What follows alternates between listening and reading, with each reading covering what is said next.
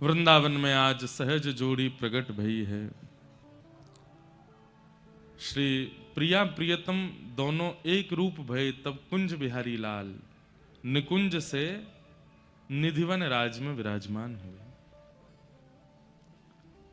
ऐसे श्री बिहारी जी का आज प्राकट्य दिवस स्वामी श्री हरिदास जी महाराज के प्राण प्यारे लाडले श्री ठाकुर जी प्रकट भये हैं। वृंदावन के लाडले हैं, सबके लाडले हैं। ऐसे बिहारी जी को हम बारंबार प्रणाम करते हैं। अधिकतर कथाएं इतनी ज्यादा होती हैं साल भर की वृंदावन के उत्सवों में हमारी उपस्थिति हो पाना बहुत मुश्किल होता है, लेकिन आज सौभाग्य है कि यहाँ कथा विश्राम करके हम तुरंत वृंदावन जाएंगे और बिहारी जी को प्रणाम कर आएंगे।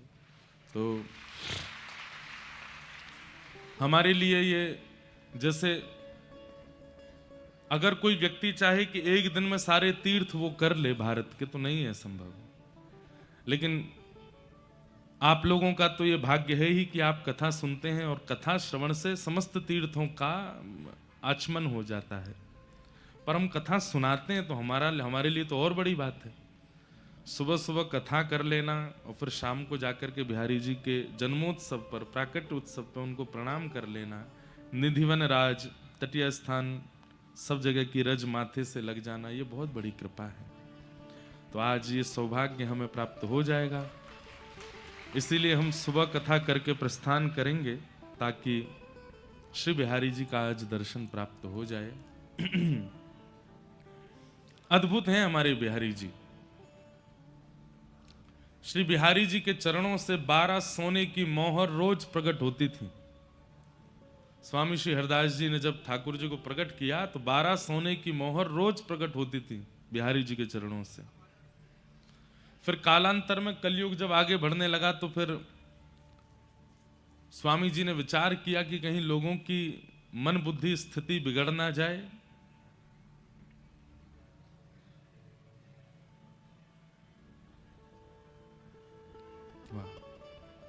कितने बड़े सौभाग्य की बात है कि जिन बिहारी जी के प्राकट्य की हम लोग थोड़ी चर्चा कर रहे हैं, उन्हें प्रकट करने वाले स्वामी श्री हरदास जी महाराज की एक दिव्य परंपरा हमारे वृंदावन में तटीय स्थान है। और एक दिव्य परंपरा जिसका कहीं ना कहीं बहुत प्रगाढ़ कनेक्शन बुंदेलखंड से है, ऐसे गोरीलाल कुंज वाले महाराज जी का आशीर्वचन ऑडियो आया है। तो हमारी भावना तो ऐसी है कि अगर अभी सुना दें सबको, उसके बाद ही हम कथा में प्रवेश करें। महाराज जी का आशीष आया है, आप सब लोग श्रवण कीजिए। श्रीदास श्रीदास श्रीदास। नमः कुंज विहारण्यै नमः कुंज विहारणे नमः श्री हरिदासाय मुख सख्य अवतारणे श्री राधा लिंगित गात्रायै नमः कुंज विहारिणे नमः श्री हरिदासाय भक्ति मार्गाब्ज भानुवे किशोर्युगलं वन्दे वृन्दावन विहारिणं कलात्मानं निकुञ्जस्थं सर्ववेदं परम्। श्री भक्त भक्ति भगवंत गुरु चतुर्नाम बपु एक, इनके पद वंदन किए ना सही वेद अनेको। हरिशरणम हरिशरणम अखिल माधुर्य रसामृत सिंधु अकारण करुणावर्णालय पतित पावन दीन बंधु दीन हरि प्राण धन जीवन धन दुलारे लाडले श्यामा कुंज बिहारी बिहारिणी जी की महती कृपा, जिस कृपा और करुणा के फलस्वरूप श्री सागर धाम हमारे भाई शैलेंद्र भैया, श्री विधायक जी और दीदी श्री अनुश्री जी उनके सत्संकल्प से सागरवासियों के ऊपर कृपा करुणा करने के लिए श्रीमद् भागवत सप्ताह ज्ञान यज्ञ का समायोजन, जहाँ ठाकुर जी के लाडले दुलारे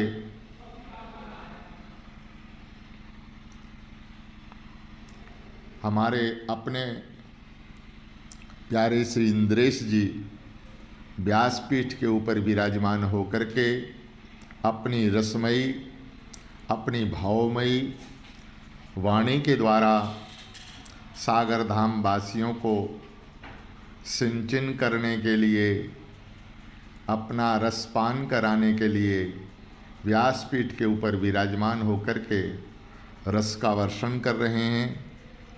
यह श्री जी की अपने आप में विशेष विशेष कृपा है, करुणा है।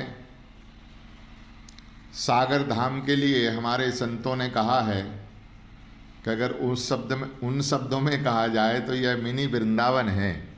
वृंदावन का दूसरा स्वरूप ही श्री सागर धाम है, जहाँ श्री साक्षात अटल बिहारी सरकार आचार्य सेव्य ठाकुर विराजमान हैं, जहाँ एक ने अनेका अनेक मठ मंदिर आदि आदि हैं, विराजित हैं।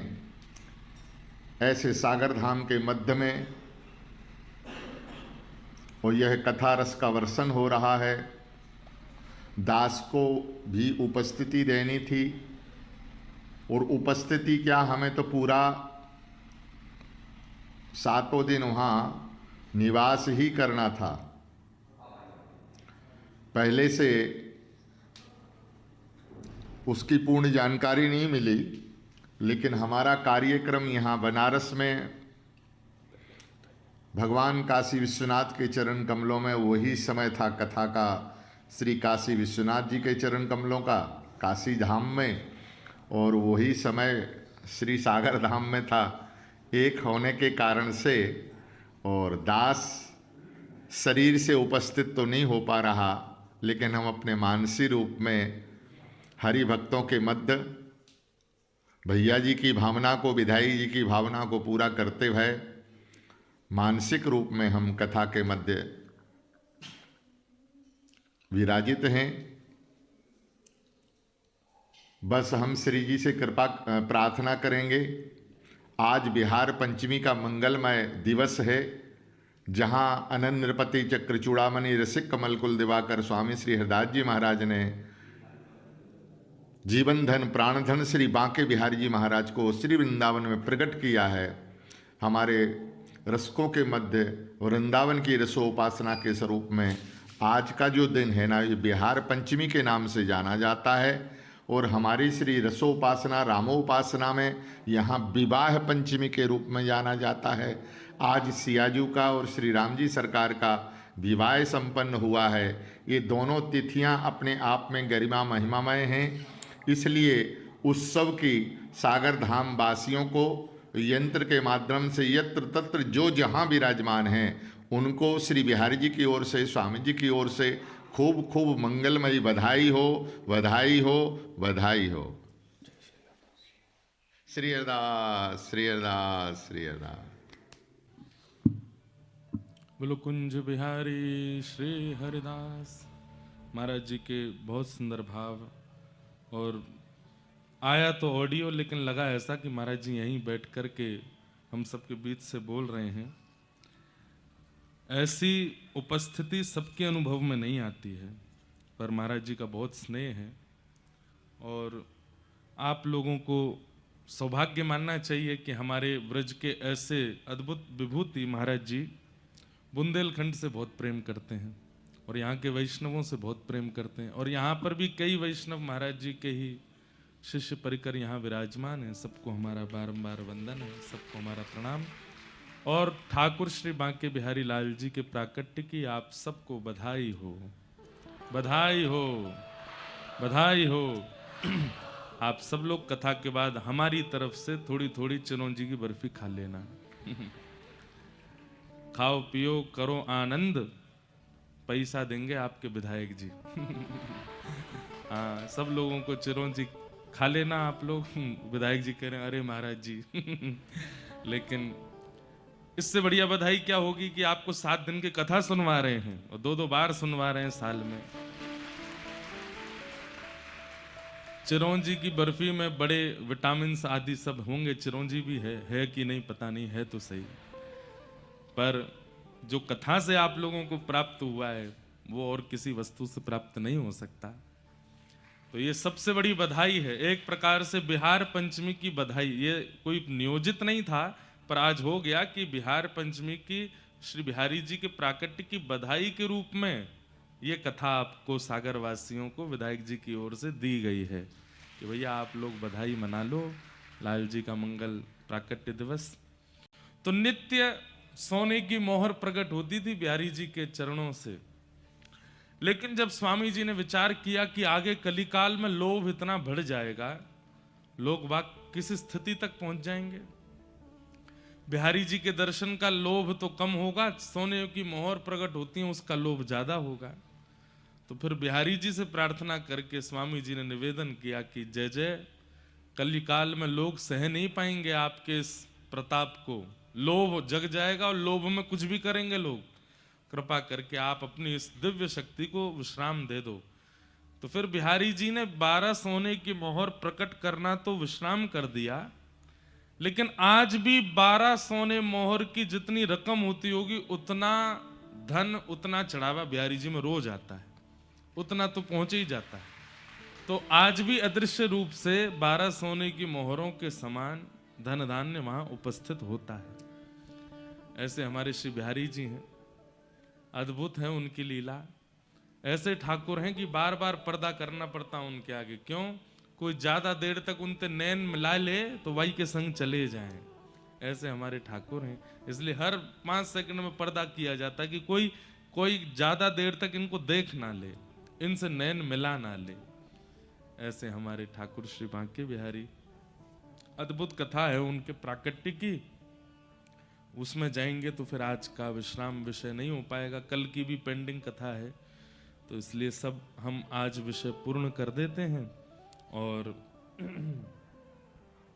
कथा को विश्राम की ओर ले चलें। ठाकुर जी ने रास बिहार किया, सब गोपिकाओं के साथ में मधुर रास हुआ। रास के पश्चात श्रीमद् भागवत में युगल गीत आता है, जहां भगवान के रूप माधुरी का और कई भावों का वर्णन गोपियां करती हैं।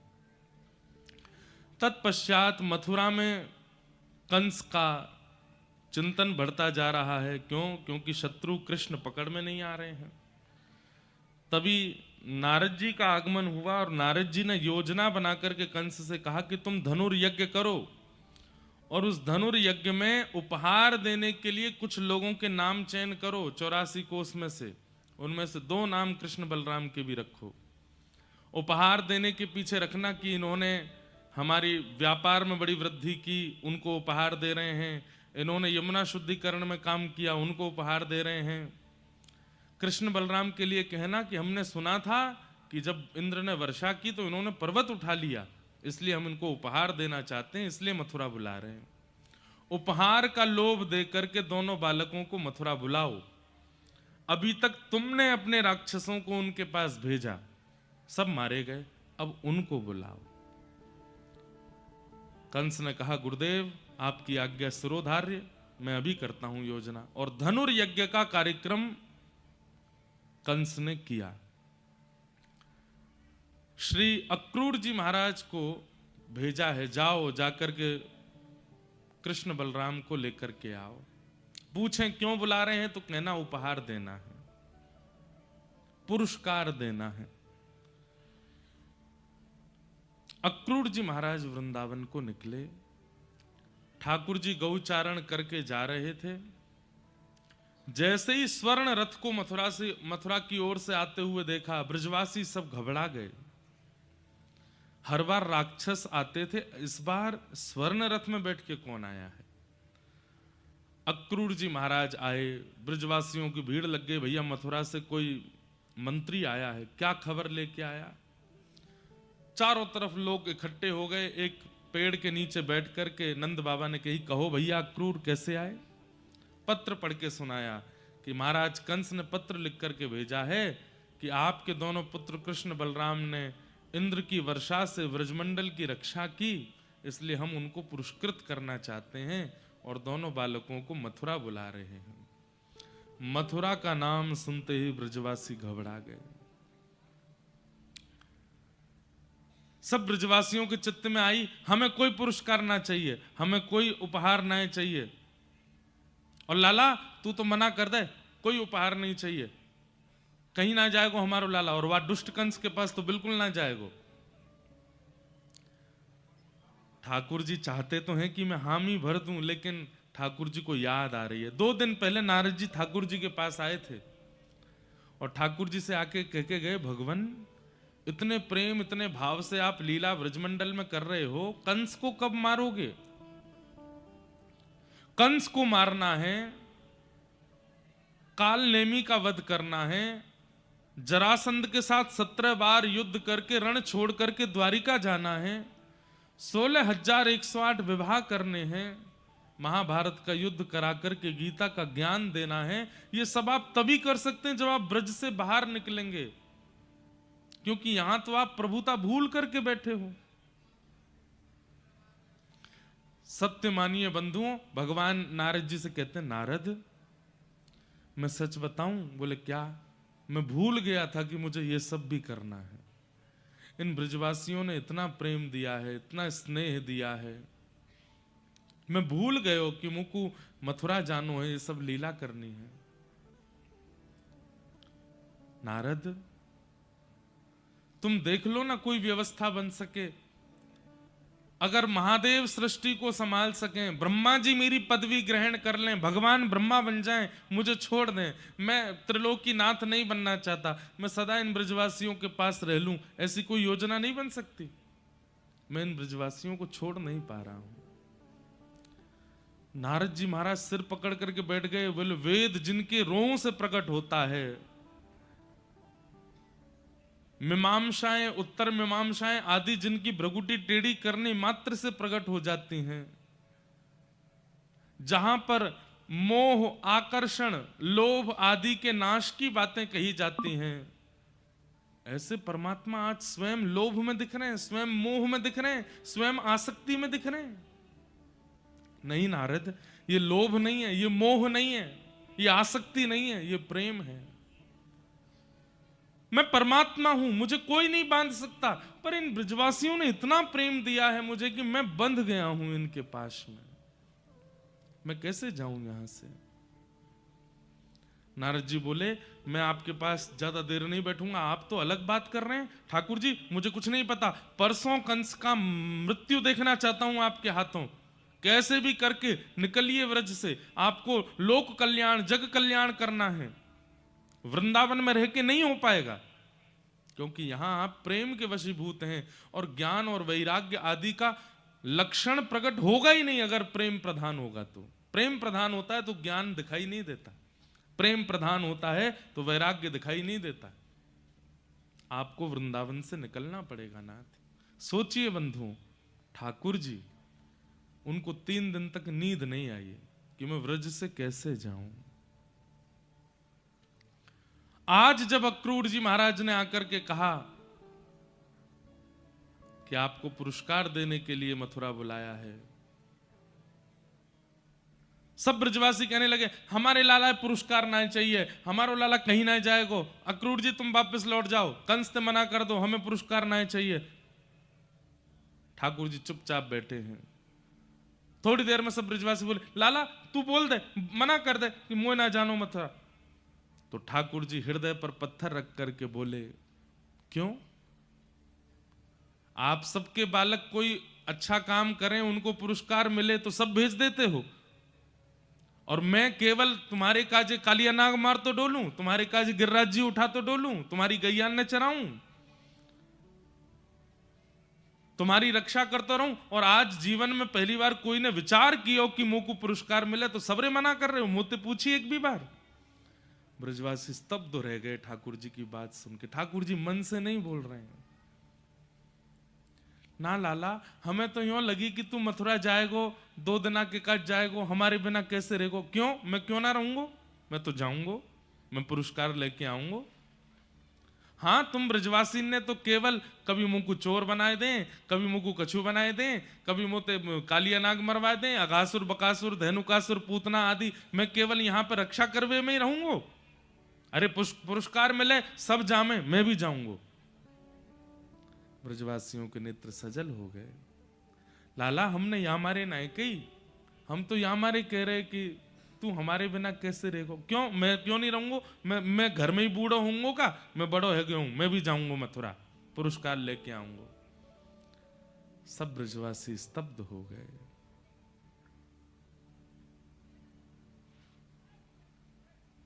थोड़ी देर में ठाकुर जी ने अपनी भाषा थोड़ी नरम की। ब्रजवासी से बोले, अरे 2 दिन की तो बात है, मैं आ जाऊंगा ना परसों।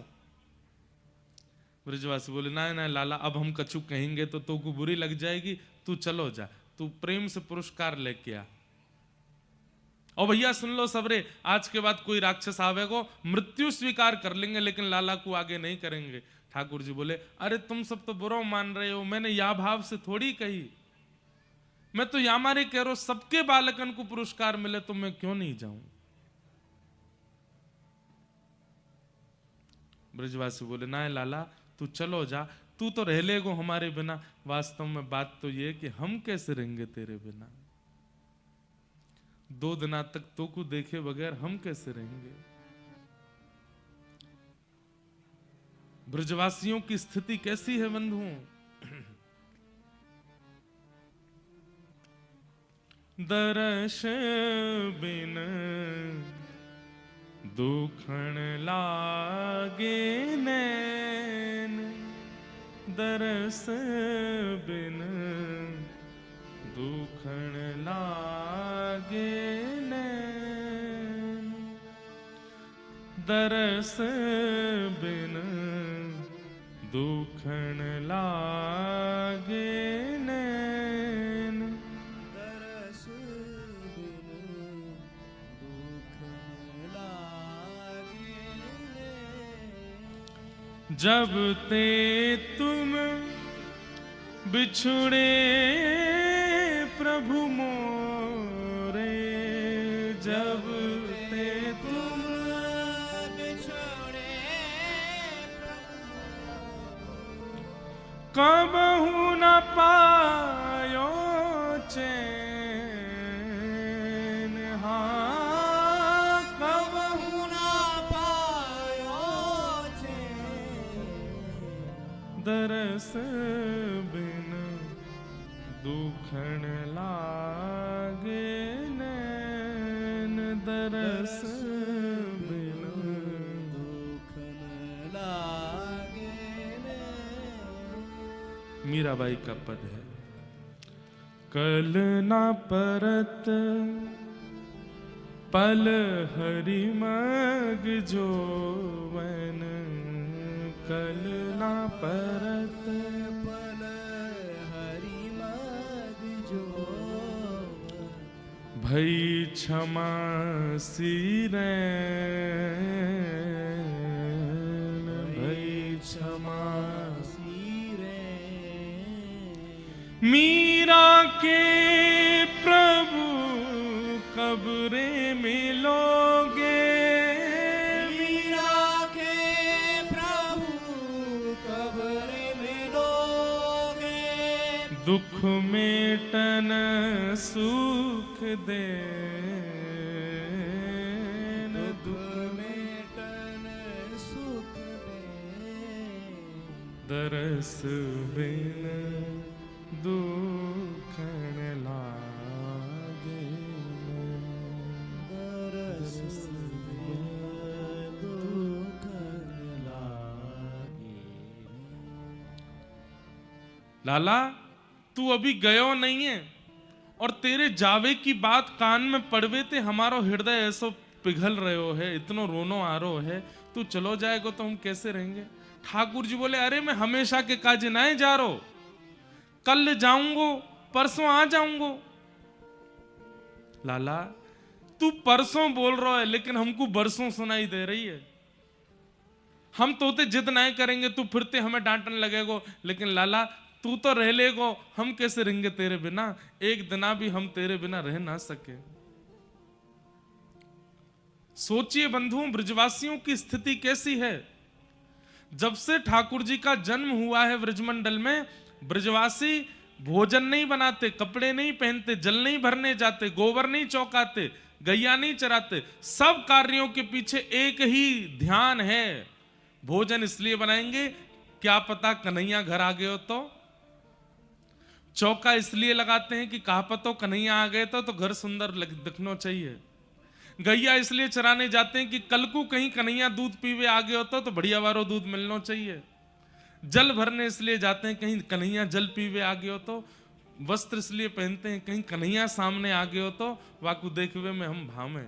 हर किसी ब्रजवासी की एक ही स्थिति है, कन्हैया कृष्ण। वो अपने लिए क्रिया नहीं कर रहे हैं, सारी क्रिया कृष्ण के लिए करते हैं। एक दिन के लिए मथुरा जाना है, इस बात से इतने व्याकुल हो रहे हैं कि लाला हम कैसे रहेंगे।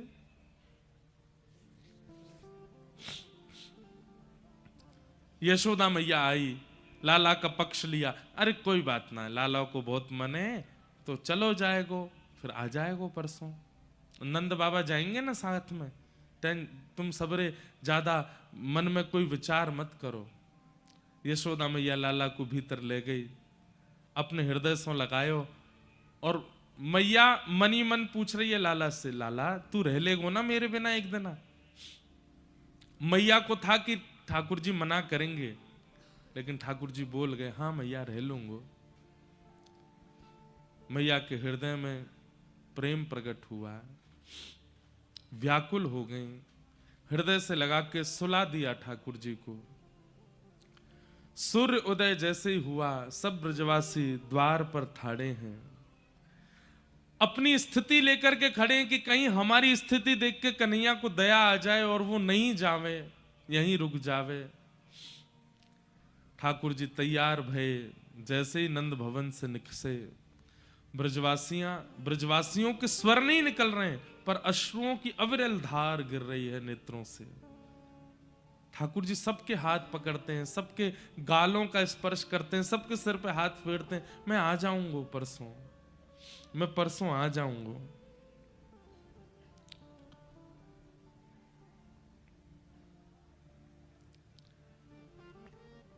सबसे मिलते भये ठाकुर जी जैसे ही रथ पर आरूढ़ हुए।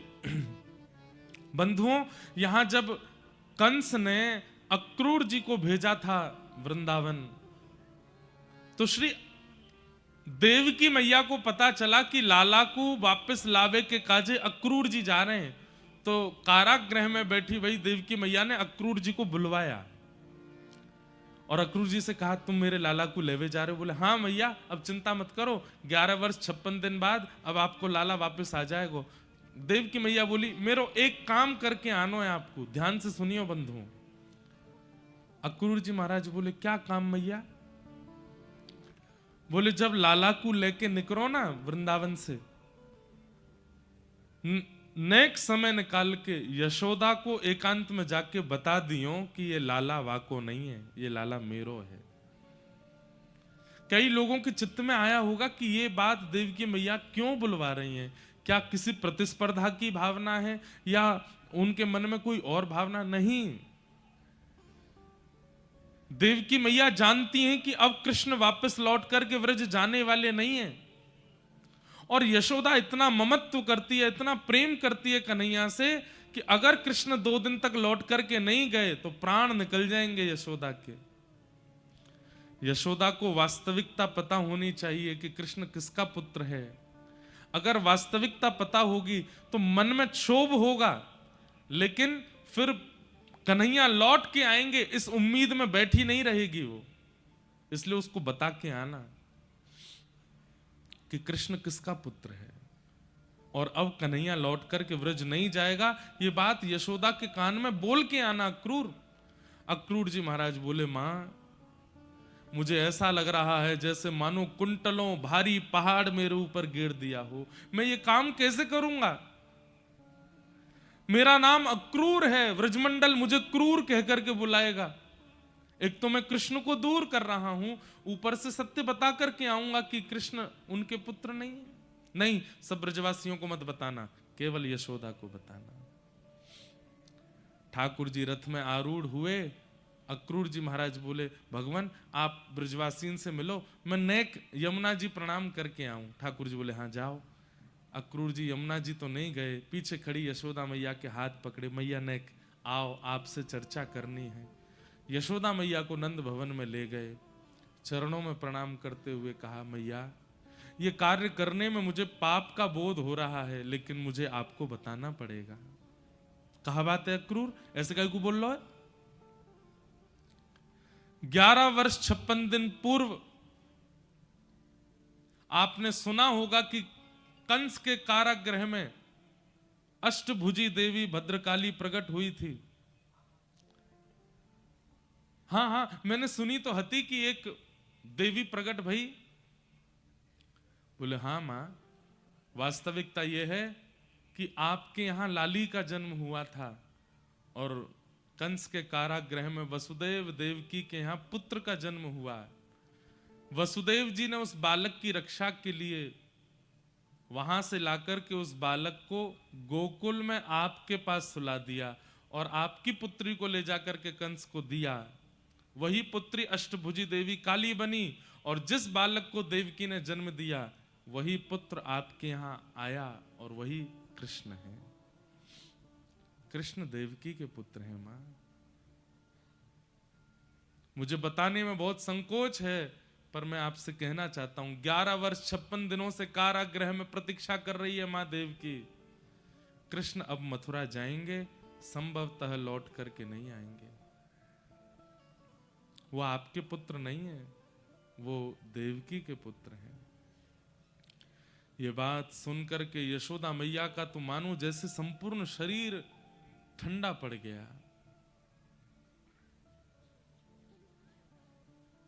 स्तब्ध हो गई मैया। अब क्या कहना है, क्या बोलना है, क्या करना है, इसकी कोई स्थिति उनको नहीं पता।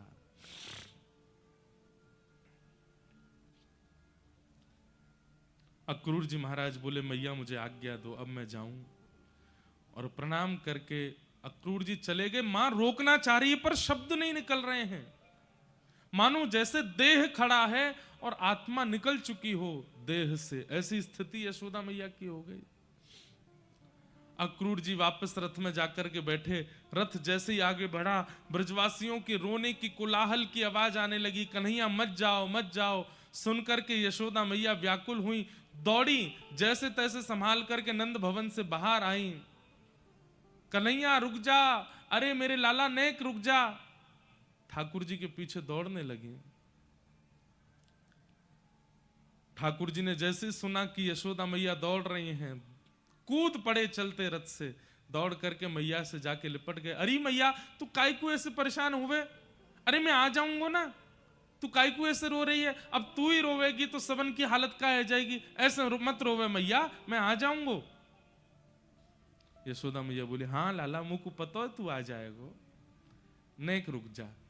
और यशोदा मैया अपने हाथों से लाला के सर्वांगीण अंग का स्पर्श कर रही हैं। नेत्र कैसे हैं, नासिका कैसी है, केश कैसे हैं, ओष्ठ कैसे हैं, कान कैसे हैं, थोड़ी कैसी है, सर्वांगीण अंग का स्पर्श मानो अपने अंदर ले रही हैं, क्योंकि अब ये स्पर्श दोबारा मिलेगा नहीं।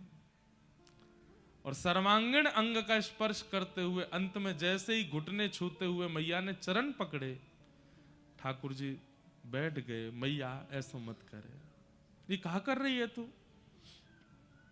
लाला मुझको आज सब सच पतो चल गयो है, तू मेरो लाला ना है, तू तो देवकी को लाला है। और लाला तू मथुरा जाएगो, देवकी मिलेगी, अब तो को अब वापस ब्रजमंडल नहीं आन देगी। पर तू चिंता मत कर, मैं कोई को नहीं बताऊंगी, मेरो लाला अब वापस नहीं आवेगो।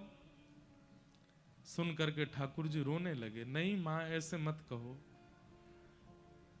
मैया बोली, देख लाला अब तू ज्यादा हल्ला मत करियो, तू चलो जा, लेकिन मेरी एक बात मान जा। बोले कहा, अब तू जीवन भर मत आइयो वृंदावन, लेकिन तो को कभी खबर पड़ जाए कि यशोदा के प्राण निकरवे वारे हैं। अब मैं तेरी मैया नहीं हूं, अब तो मैं तेरी धाई मां हूं। धाई मां कौन होवे? जो मां जन्म देवे वो मां, और जो बालक को पाले पोसे संग रखे खिलावे पिलावे वो धाई मां है।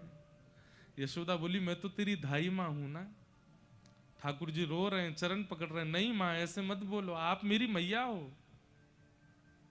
देख लाला अब तू मेरी बात सुन, मैं इतनी निष्ठुर नहीं हूं कि कोई के बालक को वाकी मैया से दूर करूं। तू देवकी के पास जा, बस तू को जब पतो चल जाए ना कि यशोदा प्राण त्याग व्यवहारी है, बस वाद ना वापस आए जाइयो, और मैं अपने श्वासन को बचाए के रखूंगी। मेरो लाला आवेगो तभी अंतिम श्वास लूंगी, तो को खबर पहुंच जाएगी कि मैं प्राण त्याग व्यवहारी हूं। बस आए जाइयो, मैं प्राण नहीं त्यागूंगी। जैसे ही तू सामने आवेगो बस मेरे सर को अपनी गोद में रख लियो, मैं अपने लाला को देखती रहूंगी, या कि रूप माधुरी को दर्शन करती रहूंगी, और देखते देखते तो को देखते देखते प्राण त्याग दूंगी लाला। बस ये मेरी अंतिम इच्छा है, या को पूरी कर दियो, और मैं तो से कछु ना मांग रही। और अपनो ध्यान रखियो लाला, खूब प्रसन्न रहियो। कहते कहते कहते यशोदा मैया बेहोश हो गई। ठाकुर जी की बड़ी विचित्र स्थिति हो गई है। आज परमात्मा को अपनी स्थिति पर संशय हो रहा है कि मैं सच में परमात्मा हूं। ये ब्रजवासियों ने कैसे प्रेम पाश में मुझे बांध लिया है, जिसको कभी कोई आसक्ति नहीं होती, जिसको कभी मोह नहीं होता, जिसको कभी किसी के प्रति आसक्ति नहीं होती, आज वो कैसे बंध गया है इन ब्रजवासियों से।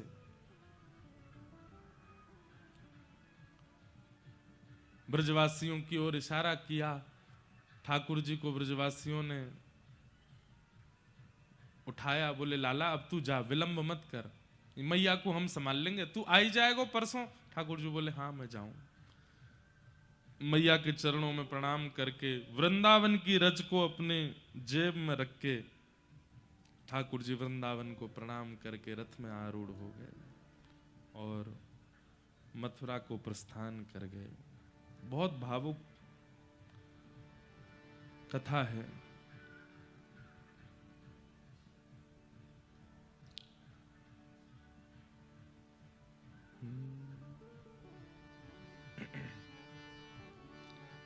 व्रज के विरही लोग बिचारे, व्रज के विरही लोग बिचारे। सब खड़े खड़े देख रहे हैं, केवल आंसू धार की तरह, नदी की तरह गिर रहे हैं नेत्रों से, केवल रथ की ओर देख रहे हैं। और ब्रजवासियों के मन में यह भावना आ रही है कि हमारी याद आवेगी, लाला जा ना पावेगो मथुरा। देखियो सब एक दूसरे के देख, अब ही कूदेगो लाला, अब ही कूदेगो, जा ही ना पावेगो मथुरा। देख वहां पेड़ तक रथ जाएगो, और देखियो अपने आप रथ को रोक के लाला दौड़ तो भयो आवेगो। हमने प्रेम इतना दियो लाला को, जा ही ना पावेगो। लेकिन वो रथ, वो पेड़ भी पार हो जाता है, आगे का चौराहा भी पार हो जाता है, उसके आगे भी ठाकुर जी निकल जाते हैं, और ब्रजवासी मानो जैसे धोखे में खड़े हों, खड़े रह जाते हैं। नहीं आए ठाकुर जी लौट के। व्रज के विरही लोग बिचारे, व्रज के विरही हे बिन गोपाल ठगे से ठाड़े, बिन गोपाल ठगे से ठाड़े, बिन नंदलाल ठगे से ठाड़े,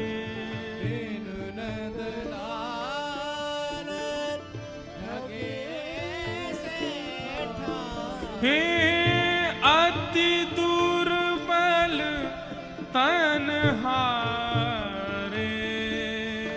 हाँ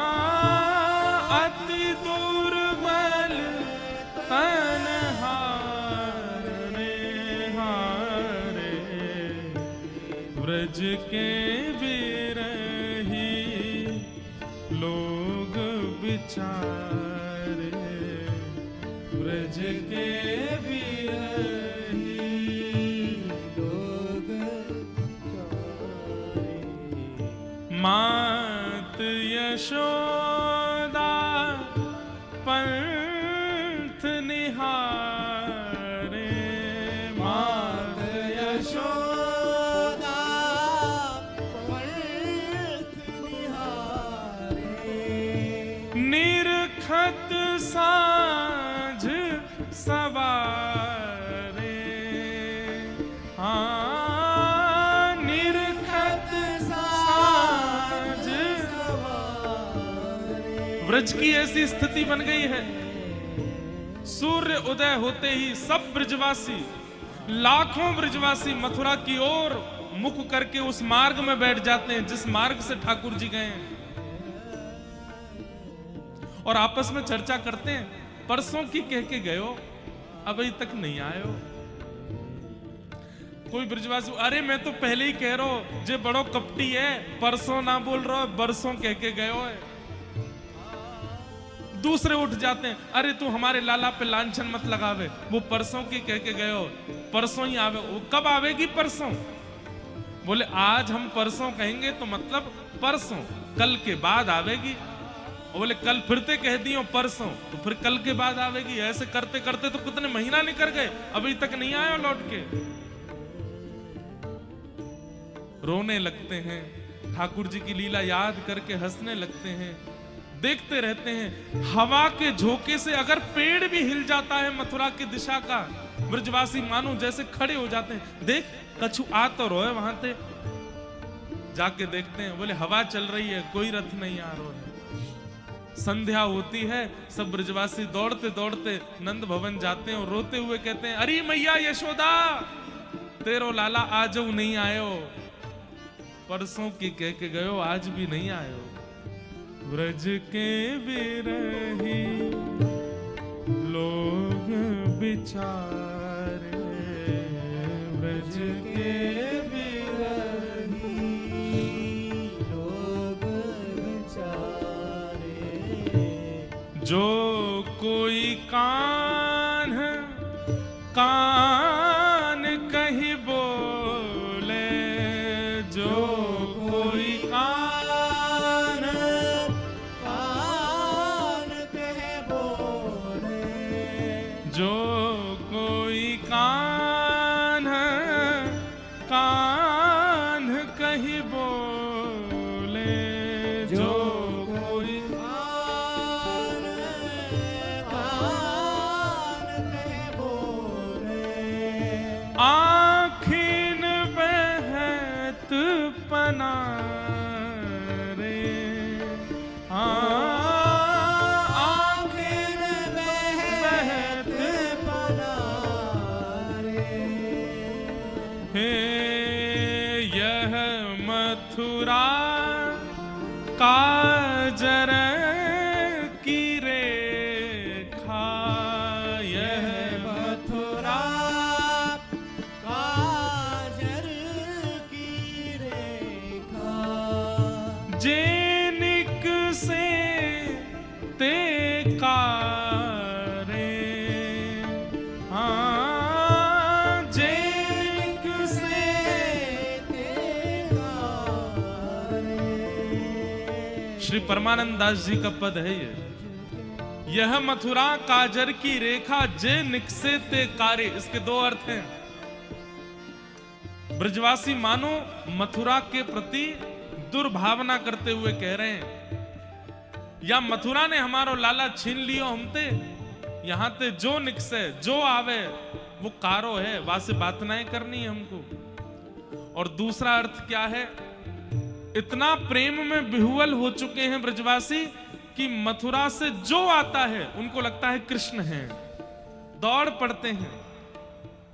कोई गोरा होता है तो कहते हैं, अरे लाला मथुरा जाए के गोरो है गो, तब वो कहे मैं कृष्ण नहीं हूं, मैं कोई और हूं। कोई मोटा आ जाए तो दौड़ पड़ते हैं, मथुरा की ओर से आया, अरे लाला खा पी के मोटा है गो हमारो, मैं कृष्ण नहीं हूं। कोई स्त्री आ जाए तुरंत जाते हैं, अरे लाला तू तो यहीं पे छोरी बनो डोलता, वहां जाके पूर्ण स्त्री बन गो। अरे मैं कृष्ण नहीं हूं। मथुरा से आने वाला हर व्यक्ति काला दिखता है, मतलब कृष्ण दिखता है।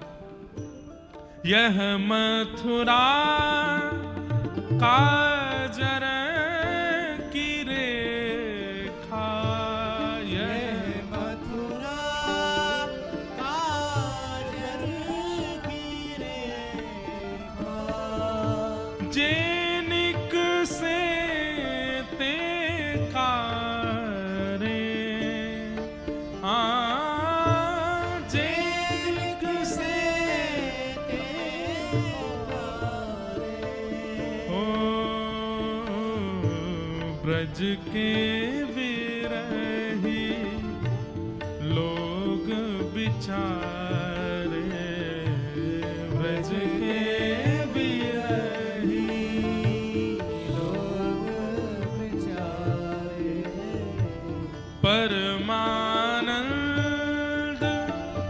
स्वामी बिन ऐसे, परमानंद स्वामी बिन ऐसे, परमानंद स्वामी बिन ऐसे, परमानंद स्वामी बिन ऐसे।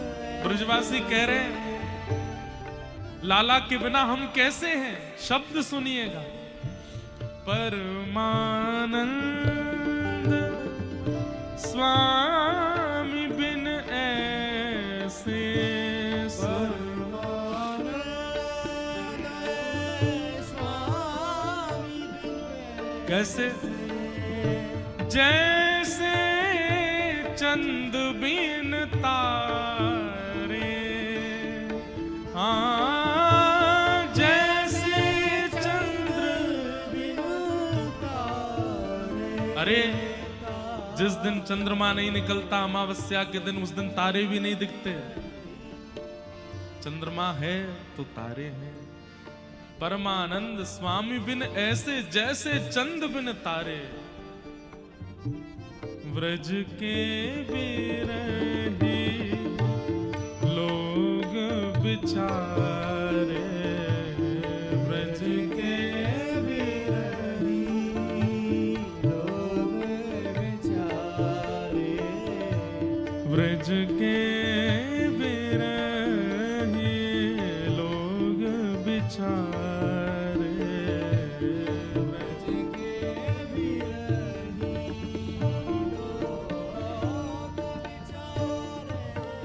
ऐसा प्रसंग है भागवत जी का कि इसमें प्रवेश करने में भय भी लगता है और करे बिना रहा भी नहीं जाता।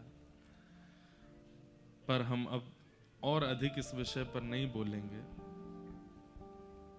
भगवान मथुरा पहुंचे और मथुरा जैसे ही पहुंचे हैं, मल्लानाम मशनिर्णीनाम नरवर स्त्रीणाम स्मरो मूर्तिमान, गोपानां स्वजनो सतां क्षितिभुजां शास्त्रा सुपित्रो शिशु, मृत्युर्भोजपतिर्विराट विदुषां तत्त्वं परं योगिनां, वृष्णीनां परदेवतेत विदितो रंगं गतसाग्रज। अपने अग्रज बलराम जी के साथ जैसे ही ठाकुर जी ने मथुरा में प्रवेश किया, मल्लानाम मशनिर्णीनाम नरवरः, बड़े बड़े योद्धाओं को ठाकुर जी योद्धा के रूप में, मल्लों को ठाकुर जी मल्ल के रूप में दिखाई दे रहे हैं। जैसी जिसकी भावना है वैसे ठाकुर जी दिख रहे हैं। स्त्रीणाम स्मरो मूर्तिमान, अब विवाहित स्त्रियों को ठाकुर जी अपने दुल्हा के रूप में दिख रहे हैं। बूढ़े बड़े माता पिताओं को, दादी दादाओं को ठाकुर जी अपने नाती पोता के रूप में दिख रहे हैं। छोटे बालकों को अपने सखा के रूप में दिख रहे हैं। सबकी भावना के अनुरूप ठाकुर जी अलग अलग दर्शन दे रहे हैं। लेकिन 50 सिड्डी ऊपर स्वर्ण सिंहासन पर बैठा मथुरा का राजा कंस, उसको ठाकुर जी अत्यंत काल रूप, अत्यंत भयभीत दिखाई दे रहे हैं, मृत्यु दिखाई दे रही है। मृत्युर्भोज पतिर विराट विदुषाम तत्वम परम योगी नाम, योगियों को तत्व के रूप में, तत्व ज्ञानियों को तत्व ज्ञानी ठाकुर जी ज्ञानी लग रहे हैं। वृष्णि नाम पर देवतेत विदितो रंगम गतः साग्रज, और वृष्णि वंशियों को, यदुवंशियों को ठाकुर जी अपने पालनहार के रूप में दिखाई दे रहे हैं। ठाकुर जी ने रणभूमि में प्रवेश किया, कुबलिया पीड़ हाथी का वध किया, धनुष भंजन किया, मल्लों के साथ युद्ध किया। 50 सिड्डी ऊपर बैठे महाराज कंस के पास पहुंच करके केश पकड़ करके दोनों भुजाओं में उठा लिया। 11 वर्ष के ठाकुर जी ने विशाल कंस के रूप को उठा करके पृथ्वी पर पटक दिया। कंस की मृत्यु हो गई। बोलो कंस मर्दन भगवान की।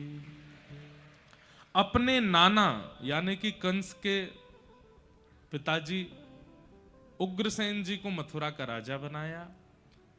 ठाकुर जी तुरंत दौड़ करके कारागृह में गए और वहां जाकर के देवकी और वसुदेव अपने माता पिता को मुक्त किया। 11 वर्ष 56 दिन के लाला होकर के जब पधारे, देवकी मैया देख करके तो बाहो विह्वल हो गई, बेहोश जैसी होने लगी। ठाकुर जी ने अंक में भर लिया, मैया को होश नहीं आया।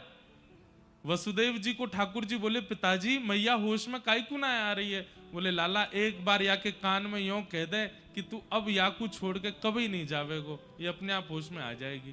ठाकुर जी ने मैया को अंक में भर के कान में कहा, मैया अब मैं तोसों दूर कभी नहीं जाऊंगो। तुरंत देवकी को चेतना आ गई। बोले लाला अब तू कभी नहीं जाएगो ना? बोले ना मैया नहीं जाऊंगो। ठाकुर जी बड़ी पीड़ा में हैं। यशोदा मैया की याद आती है, यहाँ जन्मदात्री मैया देवकी हैं, कैसे सब संभालें? ठाकुर जी बोले अब मैं मथुरा में ज्यादा दिन रहूंगा तो बहुत विचलित हो जाऊंगा, अब मुझे विद्यालय जाना है पढ़ने के लिए। और 11 वर्ष 2-4 महीना के ठाकुर जी हुए, तब ठाकुर जी ने आज्ञा लेकर के आपके मध्य प्रदेश में विराजमान अवंतिका उज्जैन ठाकुर जी आए और वहां पर सांदीपनि उपाध्याय जी से ठाकुर जी ने विद्या अध्ययन किया।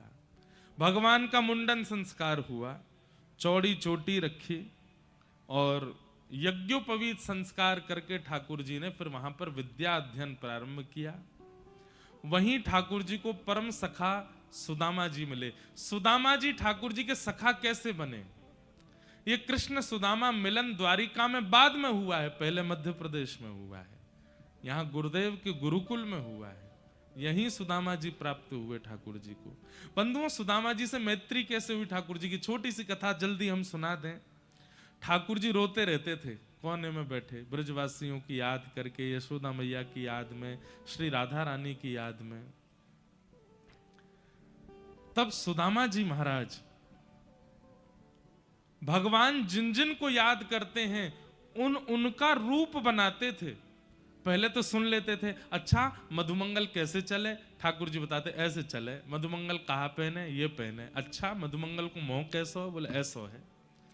तो सुदामा जी श्रृंगार करते और मधुमंगल की तरह बन के आते और ठाकुर जी के आगे आगे लाला उसी स्वर में बोलते। ठाकुर जी कहते अरे मधुमंगल तू आए गए हो? ठाकुर जी दौड़ करके सुदामा जी को हृदय से लगाते, पास आके पता चलती है तो सुदामा है। दूर जाने लगते तो सुदामा जी हाथ पकड़े थे, लाला अब देख मधुमंगल तो नहीं आवेगो पर मैं ही मधुमंगल बन जाऊंगो। स्वयं ही श्रीदामा बन जाते हैं। अरे कहां तक कहें, कभी कभी तो स्वयं यशोदा बन करके आ जाते हैं। ठाकुर जी गोद में लेट जाते हैं सुदामा जी की और अंक में भर के कहते हैं मैया मुंह को अपना दूध पिवाए दे। सुदामा जी हृदय से लगा लेते हैं। ठाकुर जी के इतने विरह काल में यदि कोई सहारा बना ठाकुर जी का, बंधुओं यहां ब्रजवासी तो झुंड में हैं, ब्रजवासी तो अनेक हैं। अरे पीड़ा के समय पर यदि बहुत लोग आ जाते हैं ना तो पीड़ा थोड़ी कम होने लगती है, क्योंकि बांट लेते हैं सब में। पर ठाकुर जी के पास तो कोई भी नहीं है, केवल सुदामा है। इसलिए सुदामा के भाव से ठाकुर जी अपनी पीड़ा बांट लेते हैं। इसलिए ठाकुर जी ने परम सखा बना लिया श्री सुदामा जी को। कुछ वर्षों तक गुरुदेव के पास गुरुकुल में अध्ययन किया। अध्ययन पूर्ण करने के बाद भगवान ने सुदामा जी को हृदय से लगाया और कहे सखा अब जल्दी मिलेंगे, और भगवान मथुरा पधारे। मथुरा आते ही भगवान का राजकुमार भेष बना दिया। भगवान ने कहा हम राजकुमार नहीं बनना चाहते, ना हमें राजा बनना ना राजकुमार, नाना जी को ही रहने दो। व्रज की बहुत याद आई तो भगवान ने उद्धव जी को वृंदावन भेजा। उद्धव जी बोल के गए थे कि मैं शाम तक आ जाऊंगा, लेकिन 6 महीने लगे उद्धव जी को। वृंदावन गए तो 6 महीना बाद लौट करके आए। भगवान ने उद्धव जी से कहा, उद्धव तुम तो कह के गए थे शाम तक आ जाऊंगा, फिर इतना लंबा समय क्यों लगा? उद्धव जी चरणों में गिर गए, बोले भगवान आगे की लीला किसी और को सौंप दीजिए, मुझे दे दीजिए, मैं आपकी आगे की लीला कर दूंगा, मैं गीता का ज्ञान कर दूंगा, मैं महाभारत के युद्ध में अर्जुन का सारथी बन जाऊंगा, सब द्वारिका लीला आदि में आप मुझे पूरा सौंप दीजिए, मैं आगे की पूरी लीला में, आप तो वृंदावन जाओ, आपके लिए इस ब्रह्मांड में वृंदावन से सुंदर स्थान नहीं है नाथ, कितना प्रेम करते हैं ब्रजवासी आपसे, आप वापस चले जाओ। भगवान ने उद्धव को हृदय से लगाया, उद्धव ये संभव नहीं, अब लीला आगे बढ़ाने के लिए मुझे जाना पड़ेगा, लेकिन मुझे बहुत प्रसन्नता है कि अब वृंदावन तेरे अंदर बस गया है, अब जब भी मुझे व्रज की याद आएगी मैं तुझे बुला लूंगा, तुझे बैठा लूंगा। क्यों? क्योंकि गोपियों ने तुझे प्रेम सिखा करके भेजा है। बंधुओं, उद्धव कृष्ण संवाद अद्भुत है, अभी समय नहीं, मैं नहीं उसमें प्रवेश कर सकता, अद्भुत है।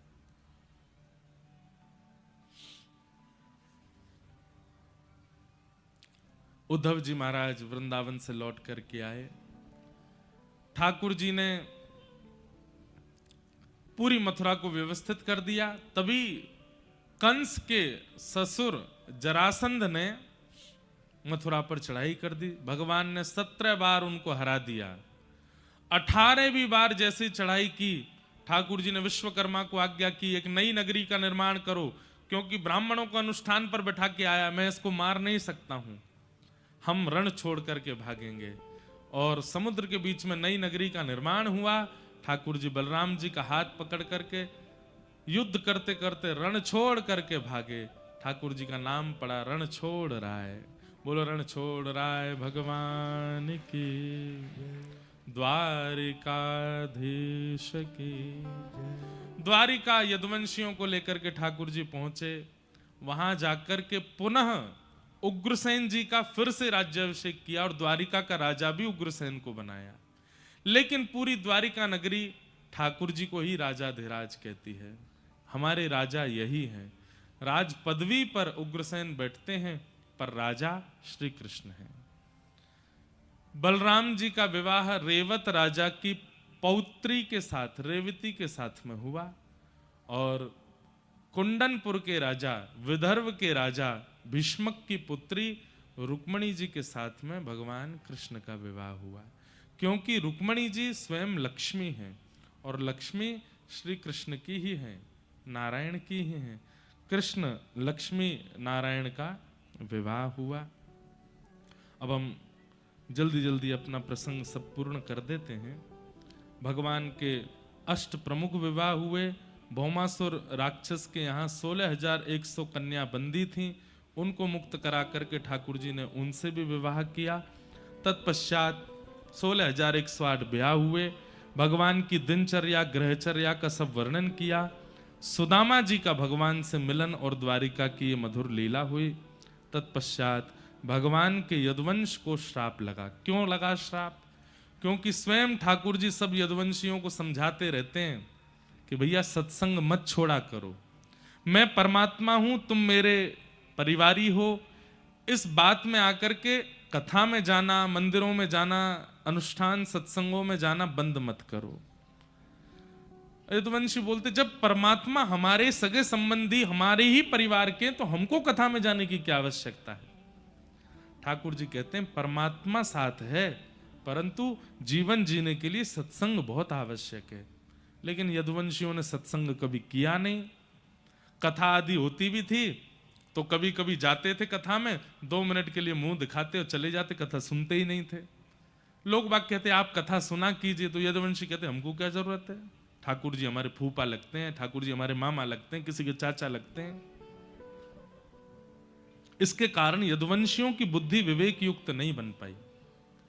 और एक दिन वो किया जो नहीं करना चाहिए था। ठाकुर जी समझाते थे, देखो तुम सत्संग करते नहीं हो, संतों का अगर तुमने कभी अपमान किया, अपराध किया, तो मैं भगवान होके भी तुमको नहीं बचाऊंगा।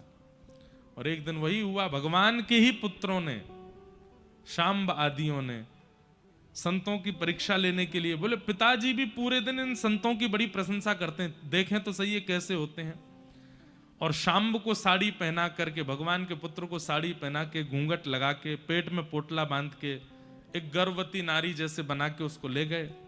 महाराज नई बहू आई है, आप सब संत जनों के पास तो दिव्य दृष्टि है, देख के बताओ पेट में लाला है कि लाली। संतों ने दिव्य दृष्टि से देखा, पहचान गए, हमारी परीक्षा लेने आए हैं, भगवान के पुत्र को साड़ी पहना करके हमारे सामने हमारा मजाक उड़ाने आए हैं। ये भगवान का पुत्र शांब है जिसको तुम साड़ी पहना के लाए हो, जाओ हमारा उपहास किया, हम श्राप देते हैं, इसके पेट से लोह पिंड निकलेगा जिससे तुम्हारा पूरा यदुवंश नष्ट हो जाएगा। साड़ी हटा करके देखा तो वो पोटला लोह पिंड बन गया। उग्रसेन राजा के पास दौड़े दौड़े भगवान के सब पुत्र गए, बोले आप ऐसे ऐसे हो गया, हमसे गलती हो गई, अब आप बताओ। बोले तुम लोग मानते नहीं हो, सब अपराध करते हो, अब क्या करें। बोले इसको घिस के समुद्र में फेंकवा दो, कुछ नहीं होगा। समुद्र में पूरा लोह पिंड डलवा दिया घिस करके, लेकिन लहरों के कारण वो द्वारिका के चारों तरफ एरका नाम की विषैली घास बन गया।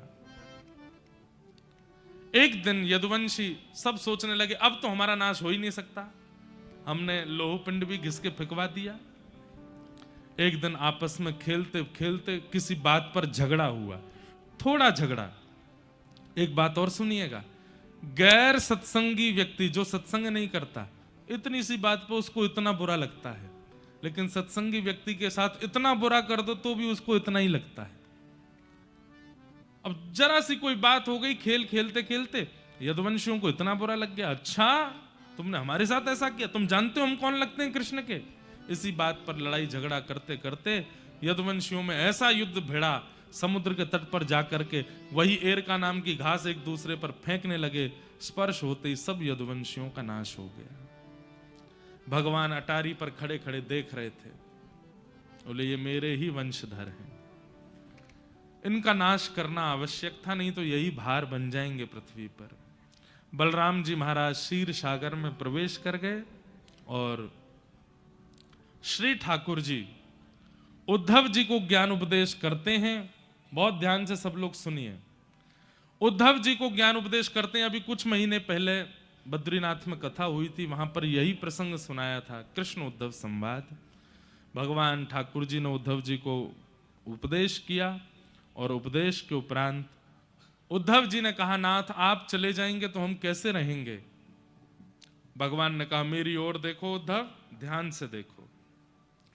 अपनी पूरी लीला का स्मरण करके ठाकुर जी एक दिव्य ज्योति में प्रकट हो गए। आकाश में 7 बार भ्रमण किया और 7 बार भ्रमण करते हुए तिरोधाय प्रविष्टोयम श्रीमद्भागवतार्णवम, चतुश्लोकी भागवत में ठाकुर जी आके विराजमान हो गए और कह दिया, उद्धव कलिकाल में यदि मेरा अनुभव करना है, मेरा आश्रय चाहिए, तो श्रीमद् भागवत जी की कथा श्रवण करना, ये मेरा ही स्वरूप है, मैं ही साक्षात भागवत के रूप में विराजमान रहूंगा।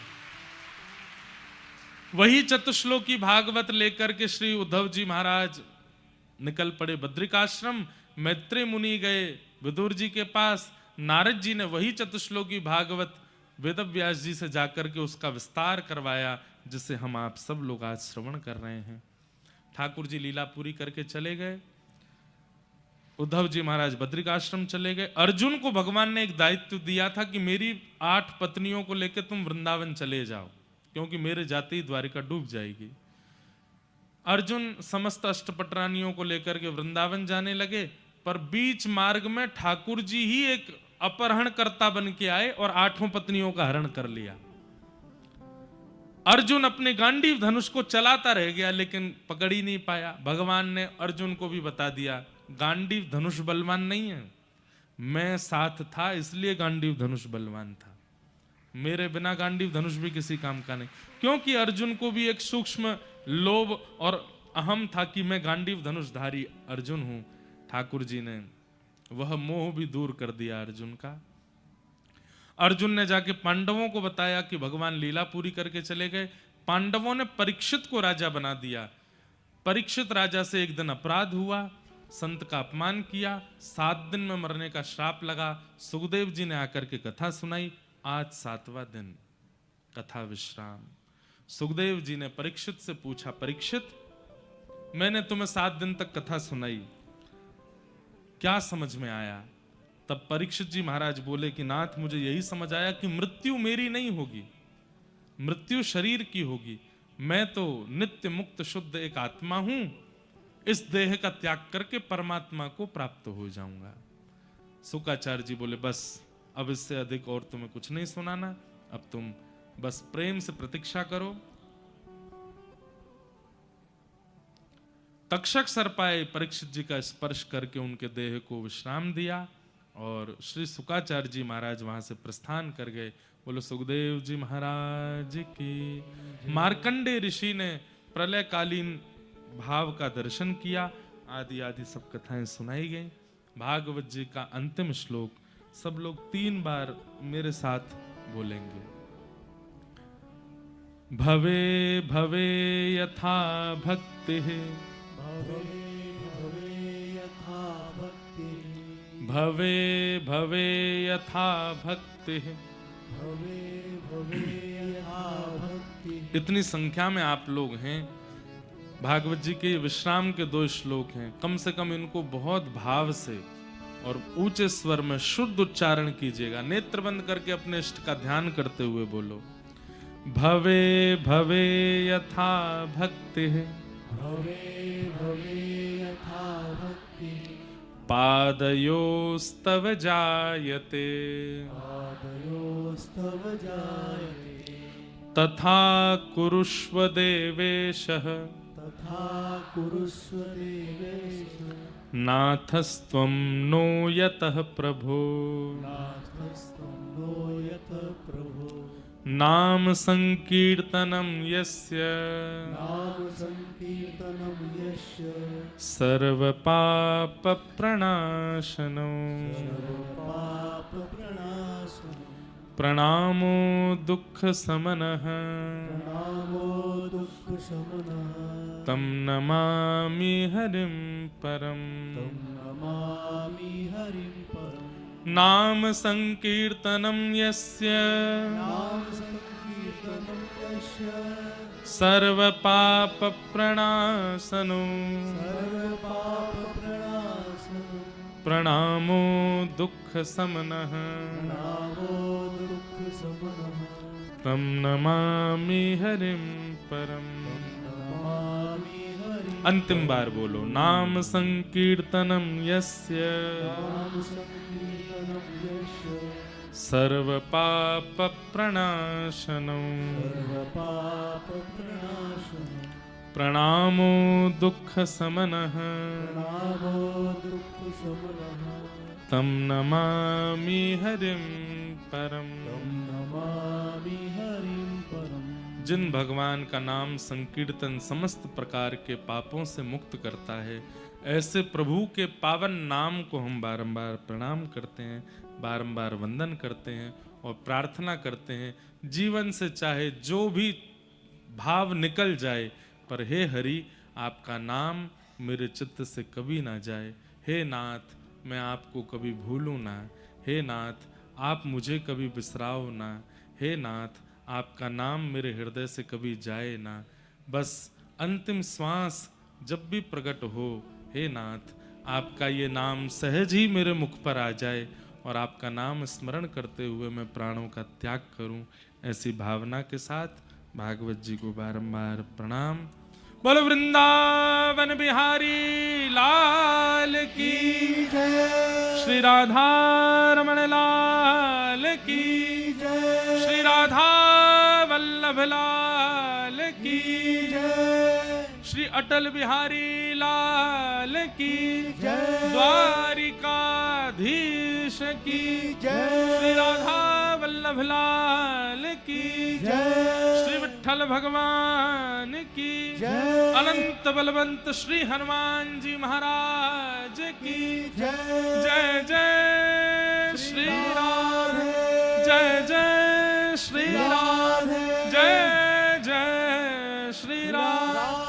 नमः पार्वती पतये हर हर महादेव। ठाकुर जी के पावन युगल चरणों में बारंबार प्रणाम। आप सब सागरवासियों को बहुत बहुत जय श्री कृष्ण, जय श्री जय सिया राम, कृष्ण। जय श्रीमन नारायण।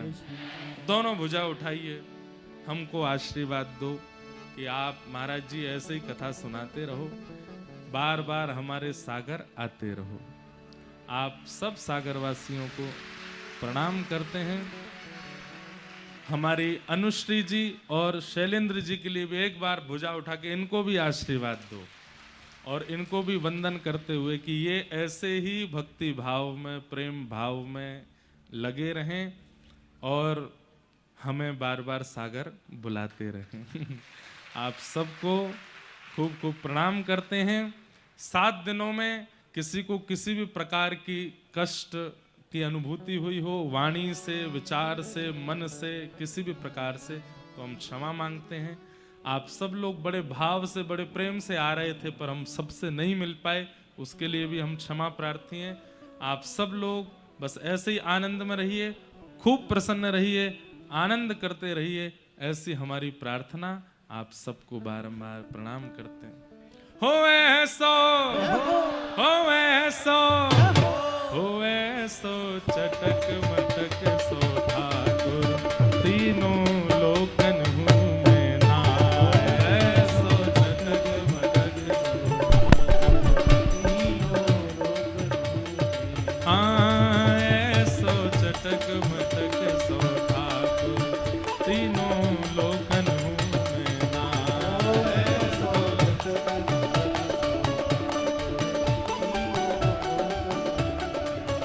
लोकन हूँ मैं नाय, तीनों लोकन हूँ मैं नाय।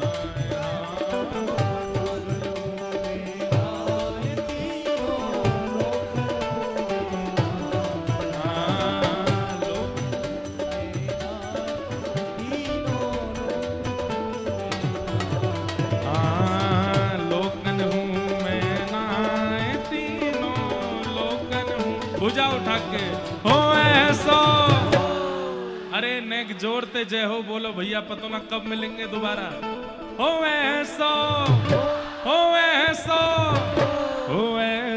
चटक मटक सो ठाकुर, तीनों लोकन हूँ मैं नाय। ऐसो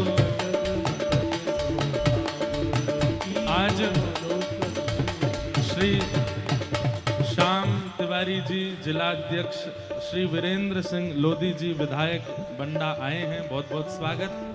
आज प्यारे वृंदावन बिहारी लाल जी का प्राकट्य उत्सव है।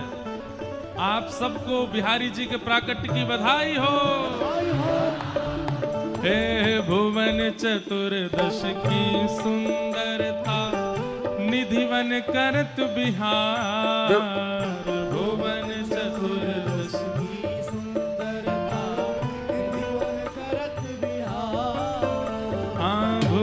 चतुर्दश की सुंदरता, निधिवन करत बिहार। भुवन चतुर्दश की सुंदरता, निधिवन करत बिहार। श्यामा प्यारी कुंज बिहारी, श्यामा प्यारी कुंज बिहारी, श्यामा प्यारी बांके बिहारी। श्यामा प्यारी बांके बिहारी। भुजा उठाओ और जय जय श्री हरिदास। वृंदावन मेरो वृंदावन, हे श्री वृंदावन मेरो वृंदावन। श्यामा प्यारी, देखो हमारी दक्षिणा हमको मिली है अभी अभी कथा की, और ये दक्षिणा किन्होंने भिजवाई है? हमारे केली कुंज वाले पूज्य श्री प्रेमानंद जी महाराज। श्यामा प्यारी कुंज बिहारी, श्यामा प्यारी कुंज बिहारी, हे श्यामा प्यारी बांके बिहारी। श्यामा प्यारी बांके बिहारी। और जय जय श्री हरिदास। वृंदावन मेरो वृंदावन,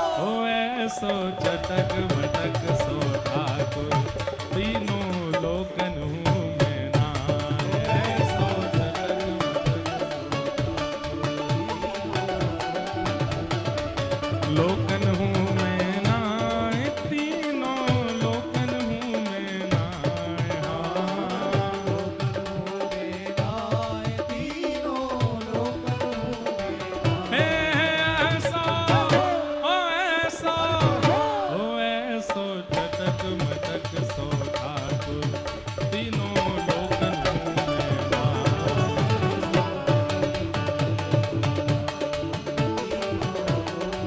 ओ जय राधे राधे श्री राधे राधे जय राधे राधे। अच्छा, 11 से 15 जनवरी हमारे प्यारे गिरधर लाल जी का विवाह है। कौन कौन आएंगे उसमें?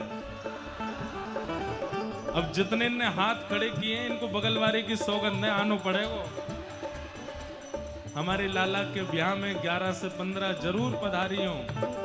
और कहाँ? मेरो मन लगो बरसाने में जहाँ विराज राधा रानी। मेरो मन लगो बरसाने ओ मुझे दुनिया से नहीं कोई काम, दुनिया से नहीं कोई काम। ओ मैं तो रटू राधा राधा नाम। तो रटू राधा राधा जय राधे राधे श्री राधे राधे हे वृषभानु दुलारी गिरधर की प्यारी हे हमारी प्यारी बरसाने वाली। मुझे दुनिया से नहीं कोई काम, मुझे दुनिया से नहीं कोई काम। ओ मैं तो रटू राधा राधा नाम। मैं तो रटू राधा राधा ओ दर्शन करूं सुबह शाम, दर्शन करूं सुबह। ओ मेरे मन में विराज श्याम दीवानी, मेरे मन में विराज श्याम ओ जहाँ विराजे राधा रानी। ओ जहाँ राधे राधा ओ जहाँ विराजे श्याम प्यारी। जहाँ विराजे श्याम प्यारी। ए जय राधे राधे श्री राधे राधे जय राधे राधे श्री राधे राधे जय राधे राधे श्री राधे राधे जय राधे राधे जय राधे राधे ओ जय राधे राधे श्री राधे राधे जय जय श्री राम जय जय श्री राम जय जय श्री राम। बोलो वृंदावन बिहारी लाल की, श्री राधा रमण लाल की, श्री राधा वल्लभ लाल की, प्यारे गिरधर लाल की, पूछरी के लौठा की हो हो। क्या बात है बंसी वारेश।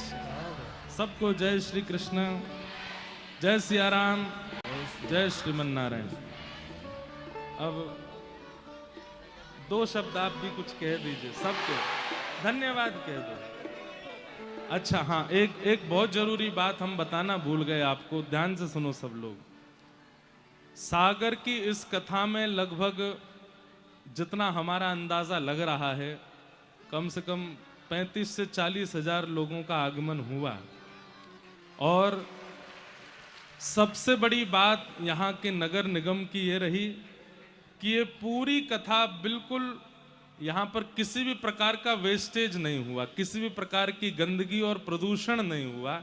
ये बिल्कुल वेस्टलेस कथा हुई। यहाँ पर किसी भी, इतनी संख्या में होने के बाद भी पूरा इको फ्रेंडली पूरा मंच बना, गोबर के चौके से पूरा मंच का निर्माण किया गया और पूरी कथा की व्यवस्था इतनी व्यवस्थित। इसलिए यहाँ के नगर निगम आयोग और यहाँ के सब कार्यकर्ताओं के लिए एक बार जोरदार ताली बजाइए। और आगामी जितनी भी कथाएं होने वाली हैं उन सबको भी हम ये प्रेरणा देते हैं कि सागर की इस कथा से आप सीखें। इतनी संख्या में लोग होने के बाद भी किसी भी प्रकार का प्रदूषण इस पूरे कथा के बाद नहीं हुआ।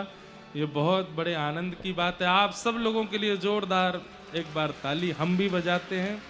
और नगर निगम के इस सहयोग के लिए, इस प्रयास के लिए बहुत बहुत साधुवाद। हमारे विधायक जी को भी बहुत बहुत साधुवाद। पूरे परिवार को और आपके सब इष्ट मित्रों को, पूरे सागरवासियों को जय श्री कृष्ण, जय सिया राम, जय सिया राम, जय श्रीमन नारायण। जय श्रीमन्नारायण। और अब आप सब लोग महाभारत कथा की तैयारियां शुरू करो। कब होगी पता नहीं, लेकिन होगी जरूर। सबको जय श्री कृष्ण।